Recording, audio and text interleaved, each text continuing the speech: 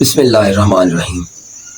السلام علیکم ناظرین، امید کرتا ہوں کہ آپ بالکل خیر و عافیت ہوں گے اور رحمتوں اور برکتوں والے مہینے ماہ رمضان کے روزے رکھ رہے ہوں گے۔ آج کا جو میرا موضوع ہے وہ ہے اللہ سے زیادہ رزق حاصل کرنے کی حکمت، وہ کیسے ہم اللہ تعالیٰ سے زیادہ رزق حاصل کر سکتے ہیں۔ تو اسی موضوع میں بات کروں گا انشاءاللہ۔ امید کرتا ہوں آپ کو میری باتیں پسند آئیں گی۔ کچھ دن ہوئے میں ایک ویڈیو دیکھ رہا تھا، تو اس میں نے ایک بابا جی کو سنا، وہ فرما رہے تھے کہ ہم کچھ دوست ایک دن اکٹھے بیٹھے تھے معذرت چاہتا ہوں، ہم دوست اکٹھے بیٹھے تھے تو باہر دروازے پہ دستک ہوئی۔ ہم میں سے ایک دوست اٹھ کے گیا اور دروازے پہ جا کے دیکھا تو ایک بندے نے صدا لگائی مانگنے کے لیے۔ وہ میرا دوست جو ہے نا وہ واپس آ گیا۔ تو میں نے کہا بھی کیوں واپس آ گئے؟ تو اس نے بولا کہ یہ حقدار نہیں ہے۔ تو میں نے اس سے کہا کہ اگر یہ حقدار ہے یا نہیں ہے تم اس کو پیسے دے کے آؤ، اس کے بعد بات کرتے ہیں۔ وہ اس کے پاس گیا، اس کو کچھ پیسے دیے اور واپس آ گیا۔ تو میں نے اس سے بولا کہ حضور صلی اللہ علیہ وسلم نے ایک دفعہ صحابہ کرام سے فرمایا کہ حقدار کو بھی دو اور نا حقدار کو بھی دو۔ تو صحابہ کرام نے فرمایا کہ یا رسول اللہ حقدار والی بات تو سمجھ میں آتی ہے، یہ نا حقدار والی بات کیا ہے؟ تو حضور صلی اللہ علیہ وسلم نے فرمایا کہ نا حقدار والی بات یہ ہے کہ جو تمہیں نا حق مل رہا ہے وہ کہیں بند نہ ہو جائے۔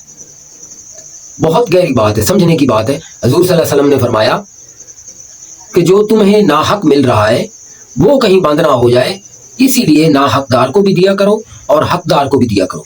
کبھی آپ دوستوں نے سوچا ہے کہ جو ہمیں دیا جا رہا ہے ہم اس کا حق ادا کر رہے ہیں؟ کبھی نہیں سوچا۔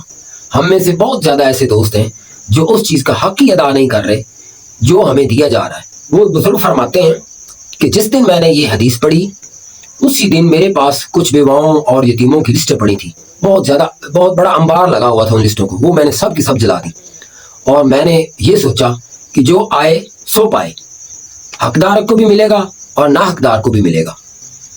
ایک دفعہ کا ذکر ہے کہ اسامہ بن زید حضور صلی اللہ علیہ وسلم کے پوتے ہیں رشتے میں، انہوں نے ایک بندے کو جس نے کلمہ پڑھا اسے قتل کر دیا۔ مقدمہ پیش کیا گیا، حضور صلی اللہ علیہ وسلم کے پاس مقدمہ آ گیا تو حضور صلی اللہ علیہ وسلم نے اسامہ بن زید کو بلایا اور پوچھا کہ آپ نے اس بندے کو کیوں قتل کیا؟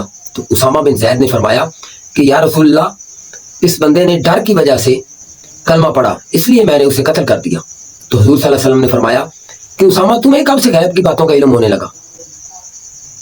ہم بھی جانتے ہیں اور نبی پاک صلی اللہ علیہ وسلم بھی جانتے تھے کہ غیب کا علم جو ہے نا وہ صرف اللہ تعالیٰ کے پاس ہے، اس لیے حقدار کو بھی دو اور نا حقدار کو بھی دو۔ اشفاق احمد صاحب، آپ ان کو جانتے ہوں گے، ایک بہت بڑے محقق، لکھاری، مصنف اور کالم نگار اور ادیب گزرے ہیں۔ کبھی آپ نے پی ٹی وی پرانے زمانے میں دیکھا ہو تو ان کا ایک پروگرام چلا کرتا تھا زاویہ، اس میں ان کی گفتگو، میں خود ان کی گفتگو سنا کرتا تھا۔ تو انہوں نے ایک دن ایک قصہ سنایا کہ صبح صبح ایک پیر صاحب کے ہاں ان کا ایک مرید آیا، گرمی تھی، پیدل چل کے آیا۔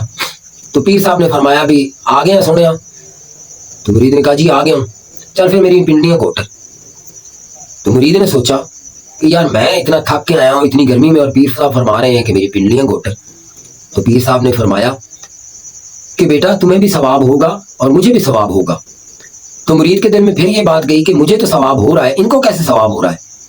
تو پیر صاحب نے اپنی پنڈلیاں پیچھے کھینچ لی اور پوچھا کہ اب بتا تجھے ثواب ہو رہا ہے؟ تو مرید نے کہا نہیں سرکار مجھے ثواب نہیں ہو رہا۔ تو پیر صاحب نے فرمایا کہ بیٹا جو ثواب کا چانس دے اس کو بھی تو ثواب ملنا چاہیے نا۔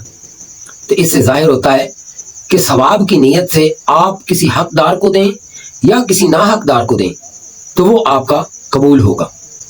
ان باتوں کا لب لباب یہ ہے کہ اوپر والا ہاتھ نیچے والے ہاتھ سے بہتر ہے، یعنی اوپر والا ہاتھ دینے والا اور نیچے والا ہاتھ لینے والا۔